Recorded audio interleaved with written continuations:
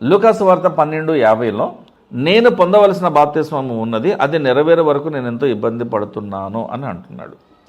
వాస్తవానికి యేసు ప్రభువు ఎక్స్పెక్ట్ చేస్తున్నది శిష్యుల నుంచి ఏంటంటే, రిజెక్ట్ యువర్ సెల్ఫ్. నిన్ను నువ్వు కాదనుకో, ఈ ప్లెజర్స్ అన్నీ వద్దనుకో, అప్పుడు మాత్రమే నువ్వు దేవునికి దగ్గరగా జరుగుతావు.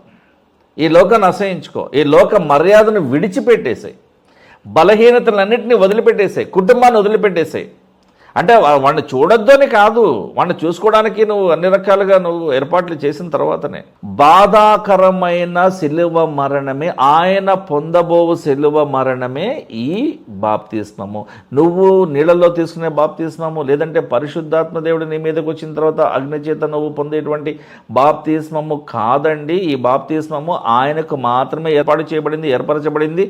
యేసుక్రీస్తు పొందవలసిన బాప్తిస్మం ఏమిటంటే, సిలువ పైన బాధాకరమైన మరణాన్ని ఆయన యాక్సెప్ట్ చేయడము. అంటే మానవాళి యొక్క పాపాన్ని మొత్తము ఆయన మింగివేసే విధంగా మరణాన్ని జయించి, మరణపు ముళ్ళను విడిచి, మృత్యుంజయుడిగా, అజేయుడిగా, ఆ చావులో నుండి, మరణంలో నుండి చావునే చంపి తిరిగి వచ్చేవాడిగా ఉండడానికి ఆయన పొందవలసిన బాప్తిస్మం ఏంటంటే, సిలువ మరణాన్ని ఆయన మనస్ఫూర్తిగా యాక్సెప్ట్ చేయడము, దేవుడిచ్చిన మాటను నిలబెట్టుకోవడం. అది దాని అర్థం.